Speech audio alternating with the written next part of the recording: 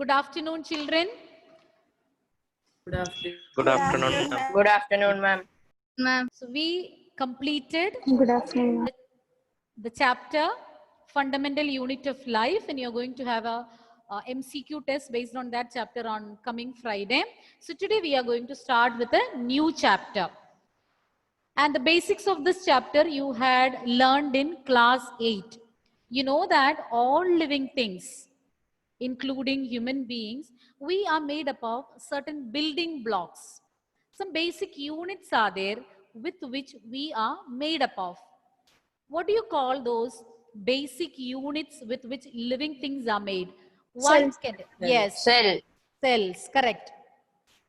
So we had learned in detail about cells in class 8. So who can tell me what is formed when a group of cells join together? Tissues. Tissues. So this chapter is about tissues. You will learn about the different types of tissues present in both plants and animals. So to begin with, you will learn some basic differences between plant and animal tissues, and then we will learn in detail about the different types of plant and animal tissues. So this chapter also you will be learning so many new terms. So if you make it a habit to learn Yes, your ma'am. daily portions, it will be easy for you. Otherwise, if you're waiting till a chapter to get over and then start revising, it will be difficult. So please learn your daily portions. Even though so many new terms are there, daily we are covering very little. So please make it a point to learn your daily lessons. So let us begin with the chapter. So our topic is tissues. Tissues.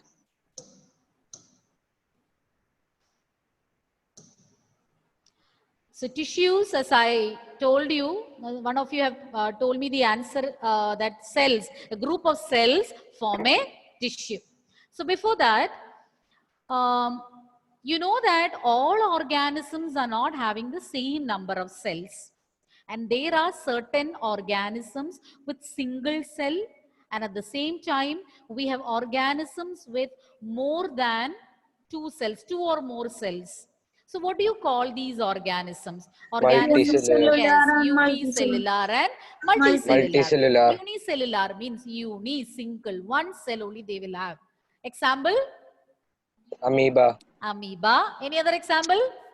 Parasite. Bacteria. Very good, very good. Bacteria, amoeba, paramecium, good. Virus. Multicellular organ, yes.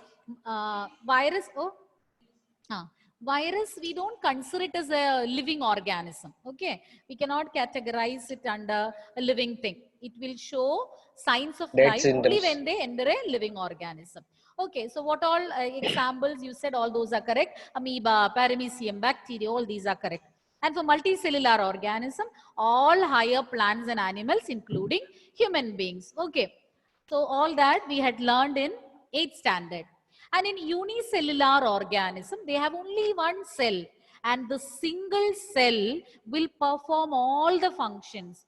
In a multicellular organism, we have so many tissues, cells, organs, organ systems. But in unicellular organism, they have just one cell, and the single cell manages to do all the activities taking place in the organism, like respiration, excretion, digestion. Everything is carried out by that single cell. It performs all basic functions. Amoeba, you can see the picture of amoeba on the right hand side.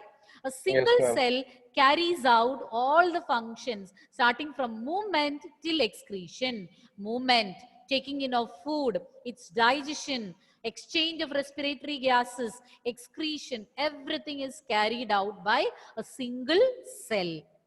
But in multicellular organisms, we have a group of cells, and these group of cells are specialized to perform a particular function. You call it as a tissue. A particular group of cells, it's a tissue, and we have several tissues in your body, each one concerned with a particular function. Or else you can say, in multicellular organisms, there is division of labor. What is meant by division of labor, children? Anybody? the works are divided. Yes. So that the functioning can take place smoothly. I'll give you an example. So when the class party, when you arrange class party, your class teacher will assign different committees, and Yes, ma'am. all will be having some or the other work. Food committee, reception committee, then what are the other committees? Invitation committee, Decoration. decoration committee, and each one or will be put into one of these committees. Why? Because then when there is division of labor, each group Work will is- carry out their function, their duties properly. If all the functions without any division, if it is just said you organize a party, means it will be totally a mess. Since it is divided, work is divided, each one's burden will be less. Each committee will have less burden and it will be carried out smoothly. The class party will go on smoothly. Same is the case here. In your body also, there are different tissues, or different organs are there. Group of tissues form organs, which you will learn already at the basics you have learned in class 8. So when different tissues are performing different functions, all the activities in your body can take place smoothly. So you can say there is division of labor in multicellular organism. So once again, I'll repeat all the points. Okay, listen carefully.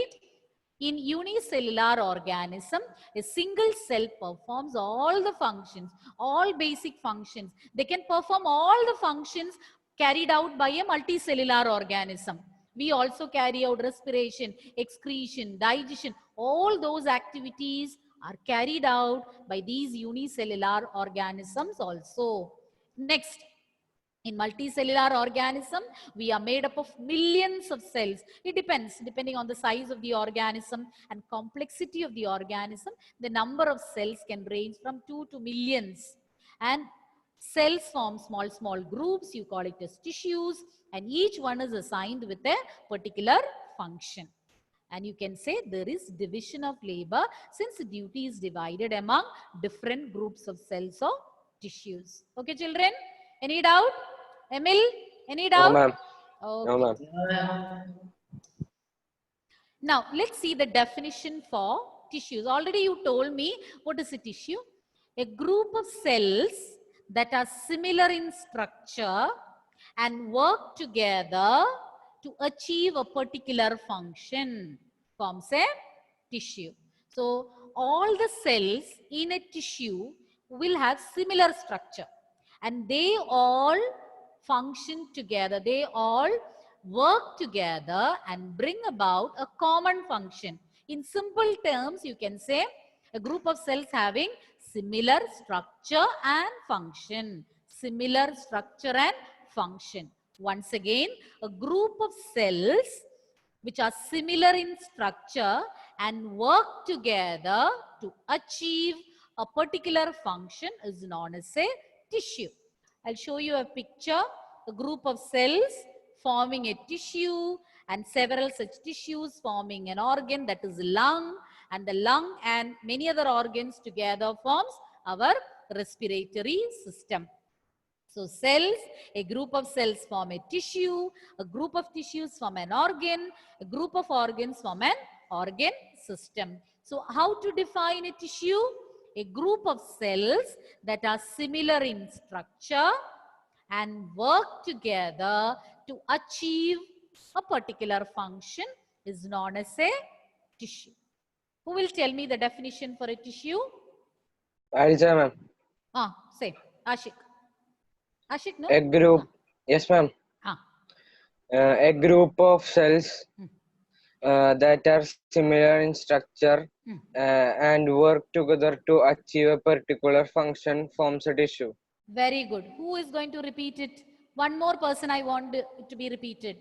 Prajod, where are you sitting? In any shop? Yes, ma'am. Where? Father's shop? Ma'am. Mother's shop. Okay. Ma'am, I will tell. Yes, Prajod.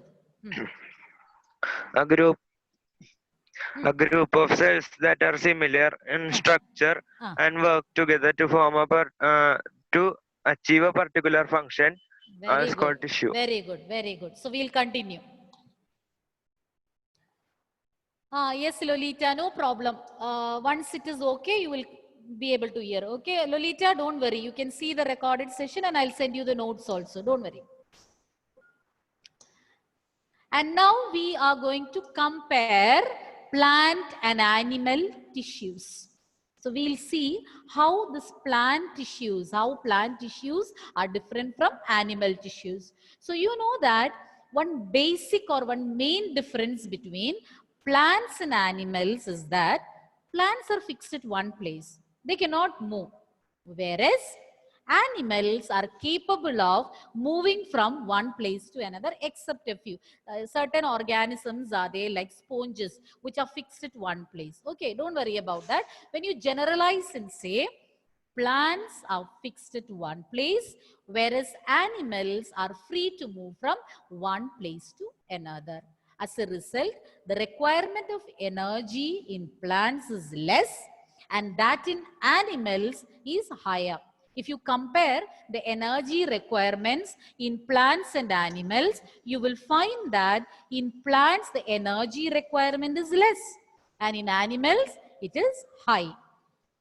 Now moving on to the second point, very important point, very important difference between plant and animal tissues. In plants, majority of the tissues are dead. But in animals, majority of the tissues are living. Only a few of them are dead. But in plants, majority of the tissues are dead. And there are some advantages of having dead tissues in plants. The two advantages are dead cells, just like living cells, dead cells can provide mechanical strength. So plants will get mechanical strength from these dead cells. But less maintenance is required, means we don't have to spend energy to maintain because they are dead. Okay, I'll repeat once again. Majority of the tissues in plants are dead. But these dead cells or dead tissues can provide them mechanical strength, just like living ones. But we need to, or they need to maintain, or the maintenance required is very less. Less energy need to be spent on their maintenance. Whereas in animals, majority of the tissues are living and we need more energy for their maintenance than that in plant cells. Now, in plants, all these are very important points, some basic differences between plants and animals. In plants, the growth is limited to certain regions. In plants, growth is limited to certain regions. The reason is, in plants, the growth takes place only in certain regions because the actively dividing tissues are present only in certain parts of the plant. All tissues present in the plant cannot divide continuously. Only certain tissues which are present in certain parts of the plant only will continue to divide. Only if division happens, it results in growth. Once again, in plants, growth is limited to certain regions. Why? Because only those regions have actively dividing tissues. They'll keep on dividing and bring about growth. So in plants, both dividing tissues and non-dividing tissues are there. So based on the ability to divide, you can categorize them into two types: meristematic tissues and permanent tissues. Based on the ability to divide, we can classify them into meristematic and permanent tissues. Meristematic tissues are actively dividing tissues, whereas permanent tissues are not having the ability to divide, or they have lost their ability to divide. Clear? You want me to repeat? I'll repeat it once again. No, ma'am. No need. Okay. Nobody wants me to repeat. Okay, good. No, ma'am. Then next is about animal tissues. Ma'am, can you show that plant tissue? I will show. Towards the end, I will tell you. Okay, I'll show you once again. Let me finish animal tissues, then I'll show you once. Animals, as I told you already, they are capable of locomotion. They can move from one place to another, and energy requirements are also higher. And why do they move around? They move around in search of food, mates, and shelter. Mates means partners. Okay, this is in terms of all the animals. We are generalizing all the animals and saying they move from one place to another in search of food, shelter, and also mates. And they require more energy when compared to plants. And in animals, majority of the tissues are living. And another point is that when I told you about plants, I told that the growth is limited only to certain regions like tip of the stem, tip of the root. So growth is taking place in certain specialized regions. And these regions are provided with actively dividing tissues. Whereas in animals, it is not restricted to any part, any particular region. Okay? It takes place uniformly. We grow uniformly. It's not that tip of our nose alone grows, or that from the top of our head it is cells are multiplying, only that part is growing. It's not like that. Like Pinocchio. Pinocchio. I was about to tell that. His nose was growing, no? Without any control, the nose kept on growing. Yes, I wanted to say that example. Good observation. Okay. So in human beings or in animals in general, in animals, the growth takes place uniformly. All parts grow uniformly, or if not, if it was not uniform, as Ashik said, we would have looked like some cartoons, some funny characters. So fortunately, that doesn't happen. That is not happening, and we are growing uniformly. Okay, so that was, or those were the major differences between the plant and animal tissues. As somebody had asked, I think Rifa had asked, I think. I'll repeat those points quickly once again. So plants, they are stationary or fixed at one place. Majority of the plant tissues are dead, and dead cells can provide mechanical strength just like living cells, but require less maintenance. And in plants, growth is limited to certain regions, and there are certain tissues which keep on growing throughout their life. And based on the ability to divide, you can categorize them into meristematic tissues and permanent tissues. Meristematic tissues are dividing, and permanent tissues have lost their capacity to divide. And in animals, they need more energy because they move in search, they're capable of movement, they move in search of food, mates, and shelter. And then majority of the tissues are living, they need maintenance, so energy requirements are higher again, and growth is taking place uniformly, and there is no difference between or no separation between dividing and non-dividing regions in animals. And another one major point of difference is that, as you know it already, animals, they stop growing after a particular age, whereas plants continue to grow throughout their lifetime. Okay, after a particular age, if I need to, or if I want to increase my height, I can't. Definitely I can put on weight by the deposition of fat in my different body parts. And cell division takes place in my body. It helps in repairing, replacing damaged tissues. But increase in height will not happen after a particular age, maybe beyond 19, 20. After that, you will not increase in height. Okay, children? Yes, ma'am. Any doubt? No, ma'am. Only Ashik is saying no doubt. What about others? Ma'am, can you repeat the definition of cell tissue? Tissues. A group of cells that are similar in structure and work together to achieve a particular function. If that is difficult, you can say a group of cells that is similar in structure and function. Rifa, tell me, what is a tissue? A group of cells that perform a particular function. Only one feature you said. A About group of- function you said. Something else is also similar. What is that? They are similar in their structures. And they do a particular job. Say They're it in a sim- proper sentence. Whenever you say a sentence, say it properly. I need the complete sentence, Rifa. Tissues are A group of, which have similar structure and say again, a group of, why you swallowed one word in between? Ah, a group of cells ah. that are similar in structures and function. Okay. Similar in structure and work together to achieve a particular function. Tell me one main difference between plant and animal tissues. Who will tell me? Ma'am, I'll tell. Ma'am, Okay. Ma'am, plant. Plant tell. cells are permanent, are stationary. They cannot That move. is okay.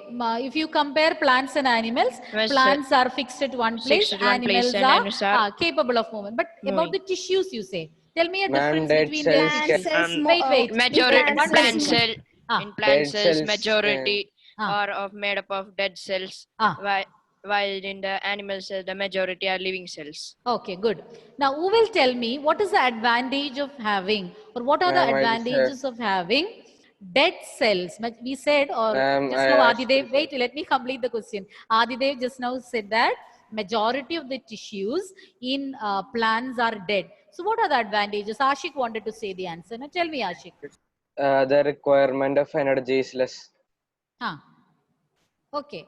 Then one more point. provides mechanical. It provides mechanical provides energy. mechanical strength, but at the same time, the maintenance requirement or energy requirement is very less. Okay? Understood? Yes, ma'am. Any doubts? Any No, other ma'am. difference between plant and animal tissues? Plant Wait, tissues. Ashik. Now I'll give chance to others. Hadidi, tell me other differences. Any other difference? Hadidi? A video is stuck. Melvin, tell me another difference between plant and animal tissues. Plant tissues, major of the tissues That point already they mentioned. Adidev told. Any other point? Or generally between plants and animals, any other difference? About growth, I'll give you a clue. In terms of growth, how do they differ? 2 points I told with respect to growth. plants can easily grow. Then? Easily grow? Animals, it will be. It is very difficult for you to grow, Melvin? Eventually, Then?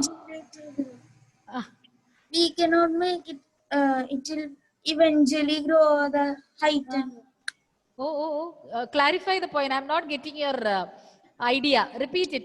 I think in between you got distracted. No, Melvin, tell me the truth. Did you note down the points I said?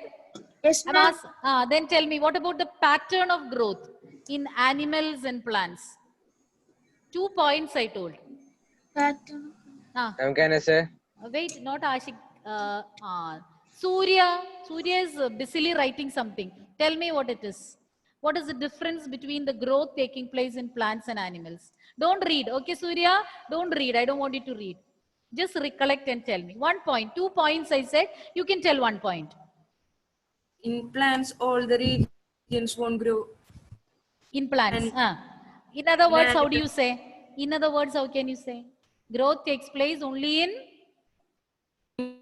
Limited in certain only areas. in certain regions. Whereas in animals?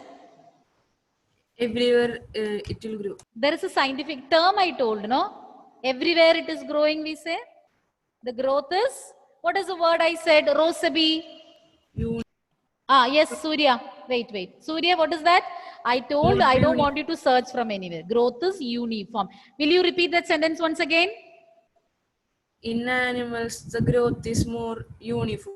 And in plants, it is limited to certain regions. And one more difference I told, Rose. What is that? Plant cells, the cells will grow throughout their life. Plants will continue to grow throughout their lifetime, but animals? After one age, it stops to grow. Good. Okay, good. So we'll continue. You don't have any doubts, no, children? No, Okay, ma'am. don't No, have any ma'am. doubt. No, Okay, ma'am. okay. We have only 5 more minutes. One more slide we will see. Now, we are going to learn about the different types of plant tissues. The next topic is types of plant tissues. Already you know which are the two types. Which are the two types of plant tissues? Meghna, which are the two types of plant tissues? Don't look. When I ask a question, don't look somewhere and say. Meristematic and permanent. Once again. Meristematic tissue and permanent tissue. In terms of division, which one between you said 2 points, two types of tissues. Which one is dividing and which one is not dividing?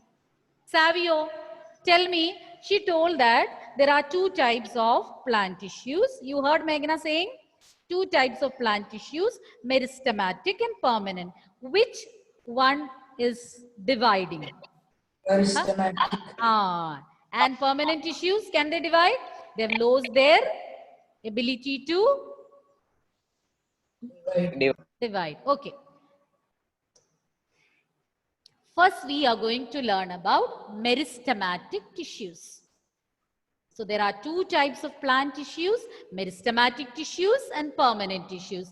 First, we are going to learn about meristematic tissues. As I told you already, in plants, the growth is taking place only in certain regions. In plants, the growth is taking place only in certain specific regions. The reason is only those regions have dividing tissues, or else you can say it is because the dividing tissues are present only in certain locations, only in certain regions. And these actively dividing tissues, the actively dividing tissues present at the growing parts of the plants are known as meristematic tissues. So how do you define meristematic tissues? The actively dividing tissues. Where are they present? At the growing parts of the plant. Once again, the actively dividing tissues present at the growing parts of the plants are known as meristematic tissues. What are meristematic tissues? The actively dividing tissues. Where are they present? At the growing parts of the plants. Okay. Now we will see some properties of these meristematic tissues.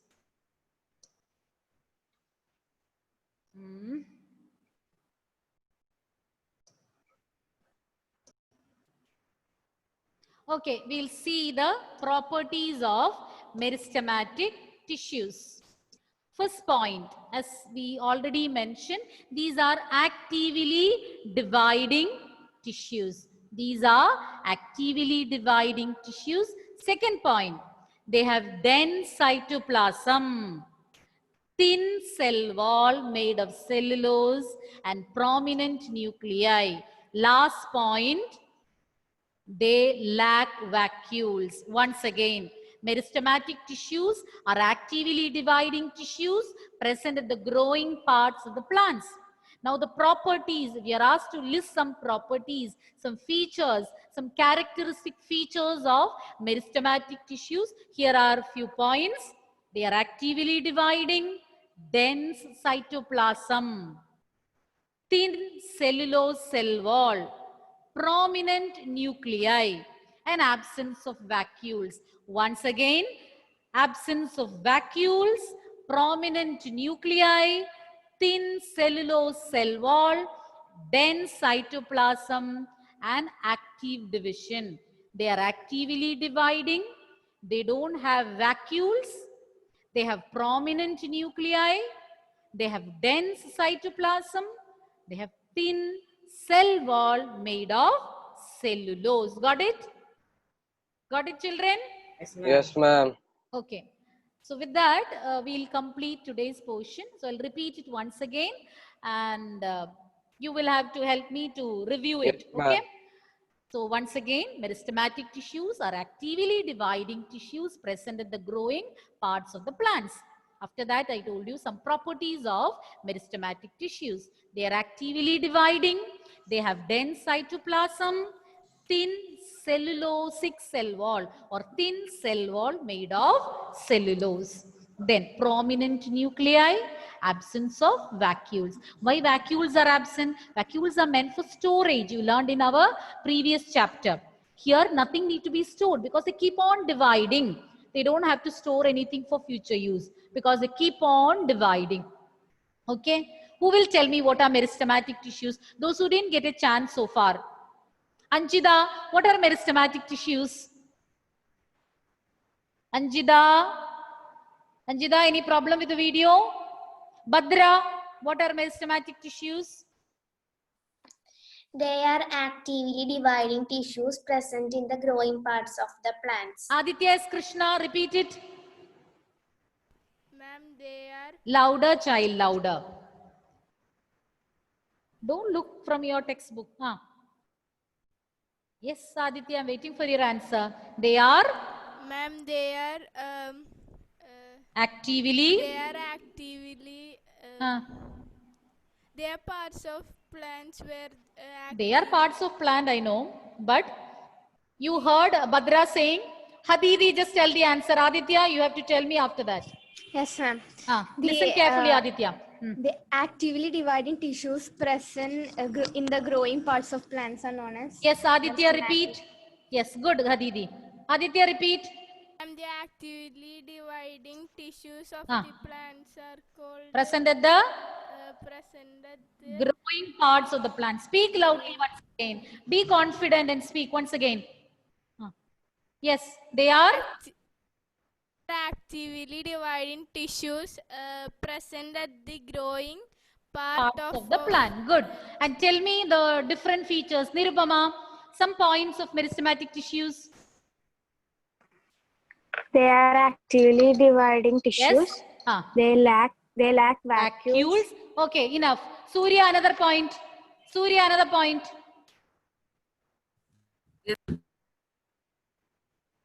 Somehow you want to finish the class and go from here, no?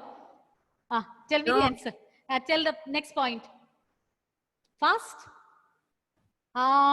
This is not fair. They lack vacuoles. They are actively dividing. Which is the other point? They have dense cytoplasm. Without looking, you tell me. They have? They have dense cytoplasm. They have dense cytoplasm. Haya, another point. Haya? Okay, Prajot, another point. Dense cytoplasm, no vacuoles, actively dividing. What about the nucleus? Prominent nuclei. Nuclei. Okay, children. So prepare well for your test. Yes, okay, ma'am. children. Thank you.